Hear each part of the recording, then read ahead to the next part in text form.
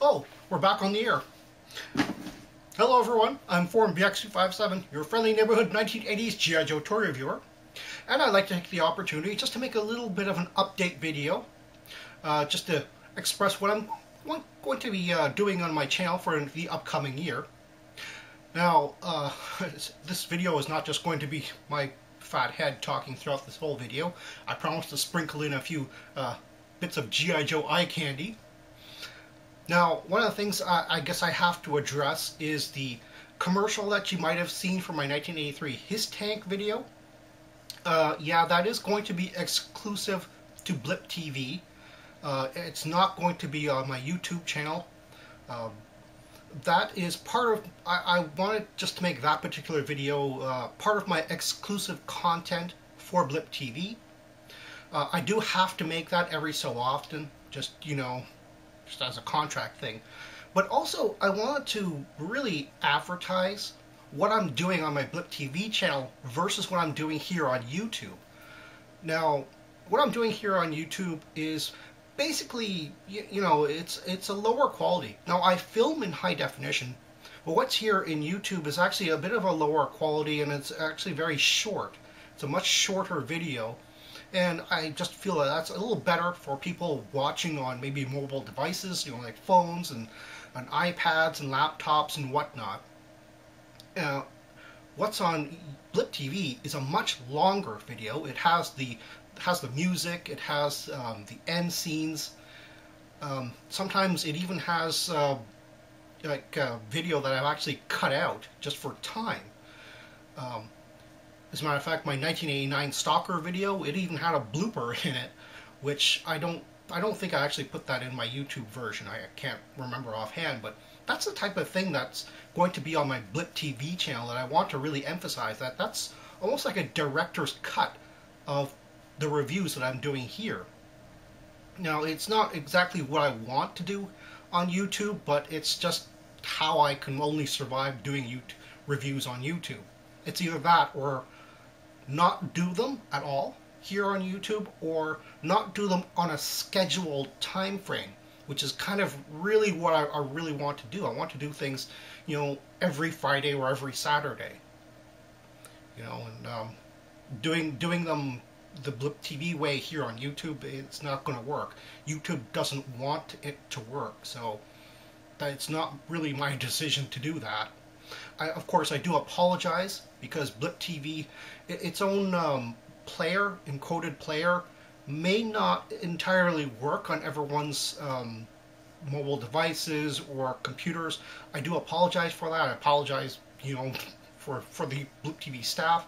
But, you know, they do regular updates to their software, so, you know, if it doesn't work, try it again. You know, maybe it'll work. I don't know. Again, it's not entirely what I would have really wanted, but it's the only way that, you know, these reviews get up. And in the meantime, between the old TFCon haul video, I did pick up a few more G.I. Joes. Actually, I think just actually two G.I. Joes, but I actually completed, I think, a few more. First up is Crystal Ball. I know a lot of people don't really like this character, and I can certainly see why. But I think he'll make a really nice Halloween review, if anything. He doesn't come with that owl, by the way. That's just something I put on just for fun. I actually think he looks pretty good with it. This is the 1989 Stalker. This is actually quickly becoming one of my favorite figures. It's actually remarkably versatile for displays. And of course, I really like Arctic figures. And this is one of the figures I was actually been fixing up for a bit, because I did get him a while back, but he was pretty beat up and broken. So finally got some pieces for the 1988 Road Pig. I never thought I'd actually get this figure, because I don't particularly like the Dreadnoks, but he actually figures in very well in the G.I. Joe universe, so I figured I might as well get him. This is another figure that I've actually been fixing up for a while. He was in really bad condition when I got him. I got him fairly cheap, of course, but you know, it's just taking a long time just to get the tiny little parts or to replace stuff on them. 1989 Snake Eyes was also pretty integral to the G.I. Joe comic book universe. And here's one of the absolutely new figures I've gotten. Haven't really fooled around with them too much, but this is the 1987 Crazy Legs, along with 1987 Sneak Peek. These are actually two figures I didn't really want to get, but when I was doing my 1987 Gung Ho review, I was like, I had a part where I was going to do fallen G.I. Joes, to honor Remembrance Day and that sort of thing, and I realized that these are very two prominent fallen G.I. Joes, and I didn't have them, so I thought, well, this is an opportunity to get these guys. And finally, the very bizarre 1989 Alley Viper. This is another figure that I had parts of for a very long time, but I just never got the figure. So I finally got the figure and put it all together. I'm not sure how I feel about this figure actually, but I'll do a review on him anyway. Who knows? Maybe my attitude will change. I know I complained about having to do what I really want, the type of video that I really want to do only on the Blip TV channel, and having to scale things back for the YouTube video. So this is actually an opportunity just for me to experiment. I just wanted to inform people that this is just an experiment. This is just for these two particular toys, the 1989 Naugahyde and 1987 Coastal Defender. These are the only two that I'll be doing this with. So I'm not changing my format. But for the Naugahyde video on YouTube, I really want to try to do a skit instead of a review. Almost like how I do the end sequences, that sort of thing. And on the Blip TV channel, that's where the regular format video review video is going to be. The same thing with the Coastal Defender. I actually want to try to do a Transformers style review for YouTube, and the regular format where I'm just in front of the camera, behind the camera with a turntable, that sort of thing. That would be for Blip TV. That's my regular format.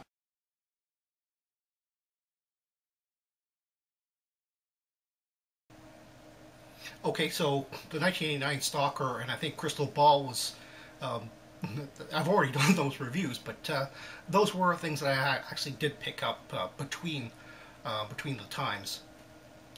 Anyway, at the I think the November toy show the last one I went to, I did meet a few other collectors, and they had asked me, like, why is this one particular video taking so long to get to, and I do apologize.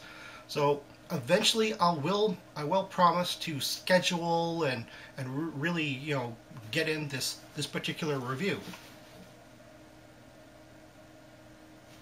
Yeah, that is what you think it is, and it was only available in Canada. Pity. And everyone's favorite mystery figure. Of course, I'll be continuing on with my G.I. Joe comic book reviews with the main title, but I'll actually be stopping around late 1988 so that I can start to do G.I. Joe Special Missions, which was published between 86 through 89, so I can actually have the comic books all in chronological order. And of course, I'll also be doing the DiC era of G.I. Joe animation, the 89 through, I guess, 1992, really, of shows.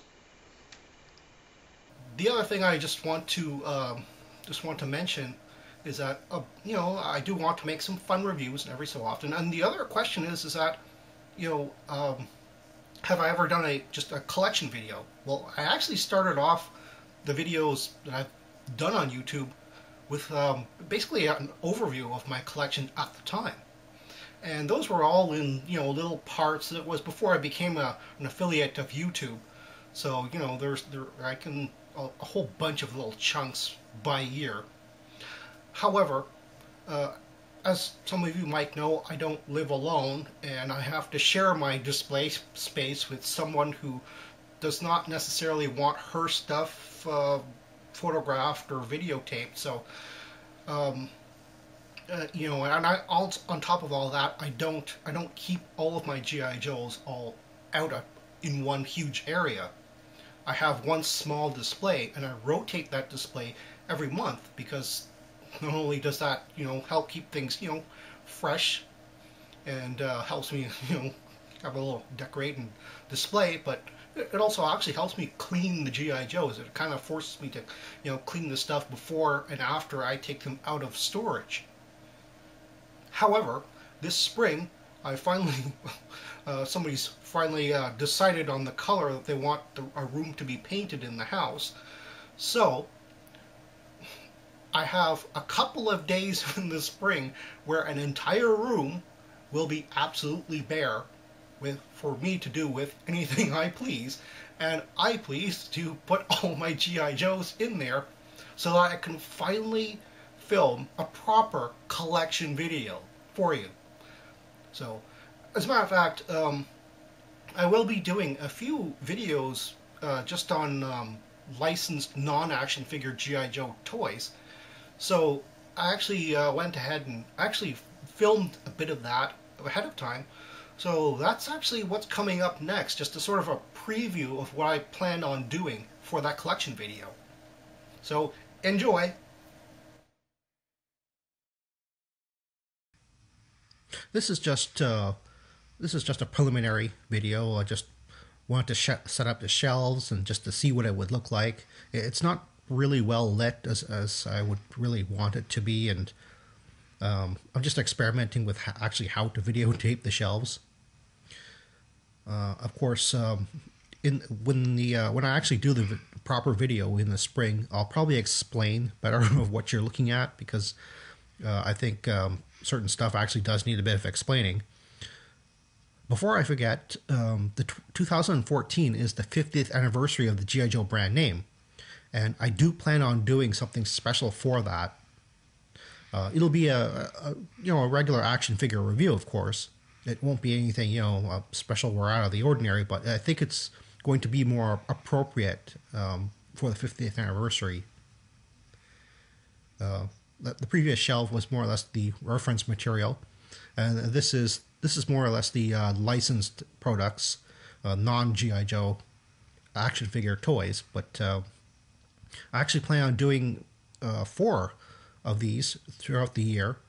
The Cobra Battle game, of course, the die-cast vehicles. Those are my favorite, and the 1988-1989 micro figures, as well as the Commando Attack game, which I finally completed. Though that's up for review now too.